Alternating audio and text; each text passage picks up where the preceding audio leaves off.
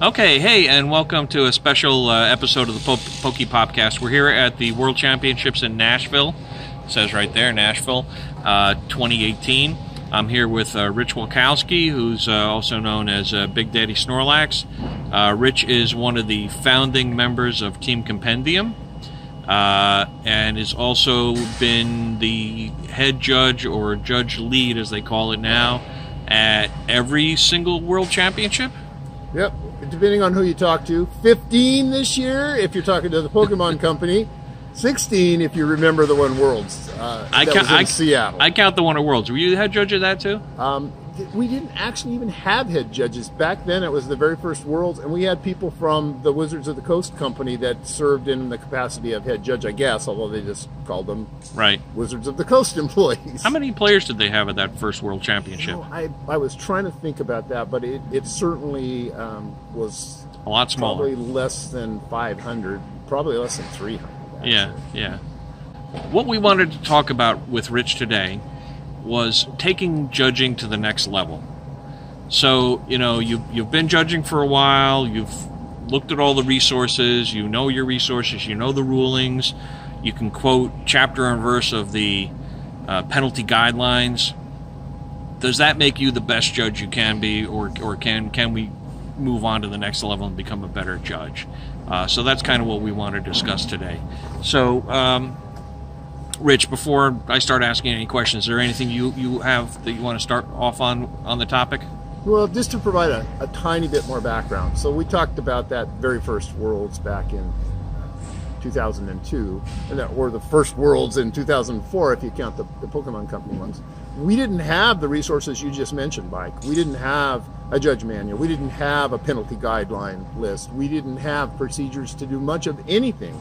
Our resource was basically the company employees that were there, and you could run and find them and say, how would you do this? Right. And we knew the rules. Yeah, but we did have a compendium at that time. Correct. Yeah. So we knew the rules. We had the rules. But what do you do and what happens if there's an infraction? We didn't really have any guidance. So you have that now. So the resources really have come along. And consistency is certainly a thing we've been trying to solve, and you could argue that we still don't have 100% consistency across the world. But what happens as you advance anything and get better, unless you're not very motivated, you always want to get better and advance it some more. So I think what we're really talking about today is, where do we go from here? We've got resources in place now. We've documented how to do things. We have judge seminars. If you're lucky enough to be near a large event, you can go to a judge seminar. We have even judge seminars at regionals. So you've got a lot of resources. And I think your point, Mike, was, is that the top? You know, if I get all that down, am I at the top of my game? And there is yet another level to judging that some folks refer to as meta-judging. And all that really means is looking or for Pokemon, maybe it's mega judging. It could be mega judging. Well, to coin a new term, because Pokemon judging, as we all know, is a little bit different than judging a Magic tournament or judging a Yu-Gi-Oh tournament. But the basic concepts are the same, and that's what we need to look at those other games and see what those judges are doing to give us a roadmap for where we go and advance the game. And to take on meta judging, and I think you probably have some good examples we're going to talk about here in a while. You have to look at the entire environment of the tournament, of the, you know, what does the deck list have on it, what is the player's intent. You're looking at intent of the penalty guidelines, and while it's nice to have a black and white guide to do everything, and then we get consistency, as long as we could make everybody do it. Right. So to achieve consistency, certainly guides help, but you couldn't write a guide big enough to cover every instance you would ever find.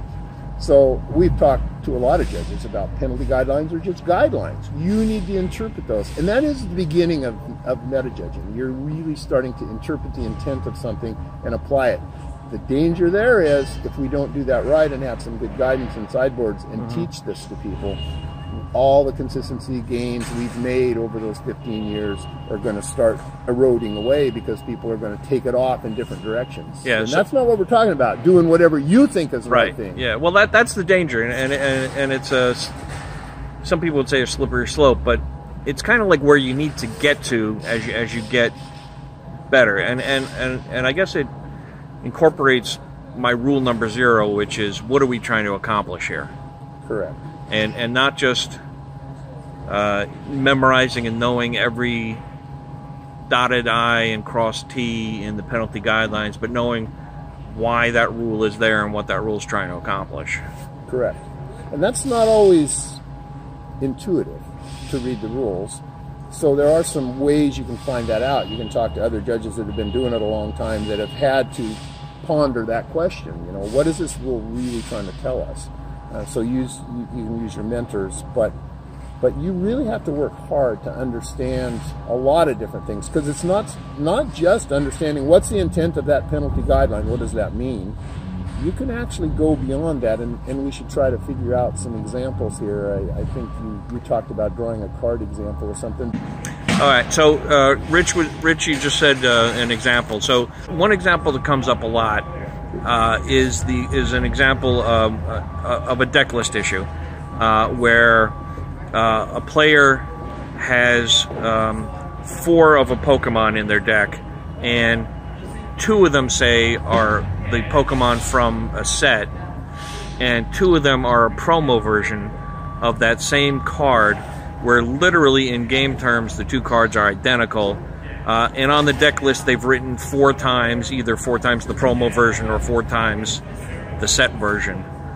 The deck list is incorrect. So strictly speaking, if a judge were to read the penalty guidelines, they'd say, well, they have 2 of this card and 2 of that card, but the list has 4 of only one of them, and then, oh, that's a game loss. So what we're talking about here is how taking it to the next level would we handle that. Right. You go to that next level and you can make some calls that are arguably somewhat subjective, but you do it in an orchestrated way. It's just not your gut feel. You've got to have some evidence, or you've got to have some solid reasoning behind it. As you just said, why would we give a game loss for a deck list that was filled out with 2 cards that are essentially identical, but the person just forgot to write both versions down? So maybe you de-escalate that penalty. Right. The other thing going to that next level is you're going to have to use tools that don't exist yet. So tools or skill set. Probably a skill set's a better way to say that, because tools sort of means we'd have a guideline or something. We might have an instruction manual of how to do this, but you're going to have to get your skills to the next level of starting to look at what impact does this have on the deck or the game, or would the player do this, logically, or what are the outside things, not just what do the penalty guidelines say, but what are the outside things we should consider. And there was a case this weekend, and we don't need to go into the specifics, but let's say we had a deck list that had listed a certain type of energy. And we're going to kind of make this a generic example. A player's playing a Greninja deck, and they have written on their deck list for some reason strong energy, but they're actually playing with splash energy. They're both S energy, so just for some brain freeze, they wrote strong energy instead of splash. Or perhaps their parent filled out their deck list and doesn't know splash energy from strong energy. That kind of stuff happens all the time. And so that's a good example, Mike. So where we're talking about going with judging in the future, in the next few years, trying to get to this next level, you would look at that deck list and you'd say, well, you have splash energy in your deck, but you wrote strong energy on there, so you should have had strong energy. What's up here? We often don't go any farther than that. In our current system, I'm afraid what we might do is try to, and the energy example might not be the best, but I could see somebody saying, oh, there's an intent to cheat here, so maybe this person should be disqualified. And sometimes that perhaps has happened under our current system, because if you look at the rule book, black and white, you could make that case. But if you look at the intent, obviously there was no intent to cheat there. Yeah, well, in this specific case, there's nothing in the deck that could use strong energy, so it makes no sense. And the deck, and in this example, let's say there's no other water energy in the deck, so maybe maybe Greenwich is not the best example, but some water deck, and that's the only water energy in the deck was the splash energy. Right. So therefore, if you take this, if you and the exact phrasing of the penalty guidelines is that the player must make the deck match the deck list, and then there's a sentence, and if they can't find the cards needed to do that, then they may replace them with basic energy. So it's like kind of like a secondary thing of replacing them with the basic energy of their choice. Correct. And that might be where we're getting to here, that if one could envision a judge saying you have to put strong energy into the deck to make the deck match the deck list, but the strong energy kills the deck because now their water Pokemon can't use any of their attacks. Exactly. And if the player says, well, I want to put water energy instead, well, I have strong energy here, so you're putting strong energy. Here, I'll give you strong energy. Now you have one. Yeah. So we're talking about something that probably needs to change. But the other thing that's interesting is, and it's a good example you picked, because as judges start doing this and reading the penalty guidelines, they may start pointing out things in the penalty guidelines that could be improved. And the example you just used, the penalty guidelines perhaps should say, they don't, but perhaps they should say, or basic energy of their choice, not you have to put the cards in, because in those cases it ties the judge's hand.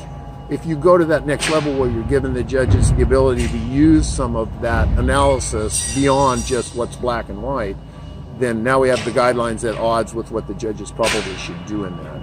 So it's going to be an evolution process, and we're just sort of opening the door to some discussions here, and I hope what your podcast will do is kind of encourage people to start thinking about this. Well, we kind of do some of that already, and we actually do. It's really a kind of a reality check of, does this make sense? Yep.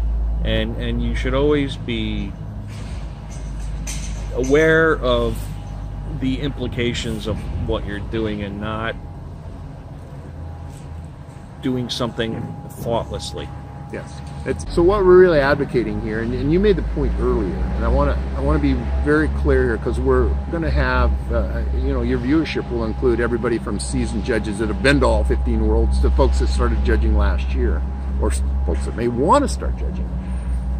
We're opening up a topic to say where the end process and the highest level of judging should be going with Pokemon. Yeah. But you have to start at the bottom. You shouldn't be trying to use meta judging if you don't know the penalty guidelines yet, or if you have never judged and communicated with players, or any of that. You start with your basic skills. This is where you want to get to, not where you start. Exactly. The important thing is you need to master all of the resources that currently exist and be comfortable and knowledgeable about using the penalty guidelines and the compendium and the other resources correctly in consistency with how good judges use them, and understand and start getting an understanding of the layers beneath of what went into them as to why they're there.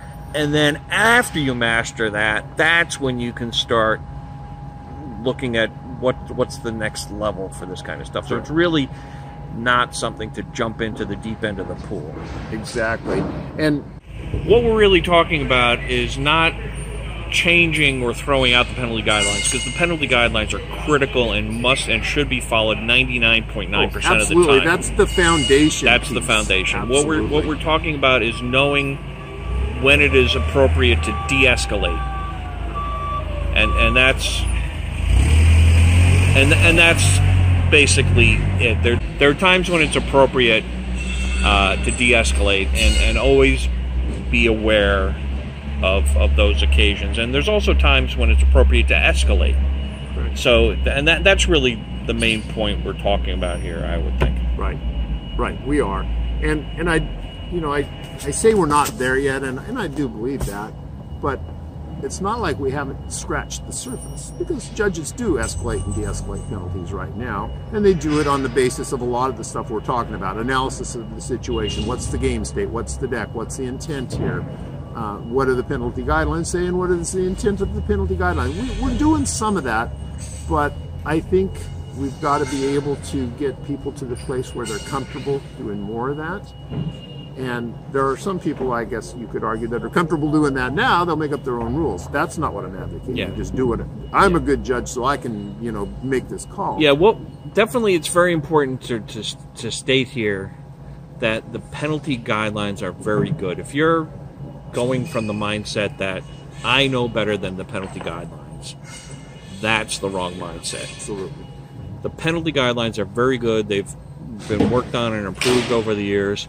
But just be aware that they're written, they can't write 5 million different situations into the penalty guidelines, and they're guidelines, and the main point, the best part of the penalty guidelines to read are the parts that talk about, the beginning parts that talk about what the penalty guidelines are trying to accomplish, what the different levels of penalties are, and why they're there, what they're trying to accomplish in terms of damage to the game state, and correcting players, lower level ones, correcting players, to let them know that their actions are incorrect and need to be corrected, and as they escalate up, basically reinforcing that whatever has been done is unacceptable and should not be done anymore.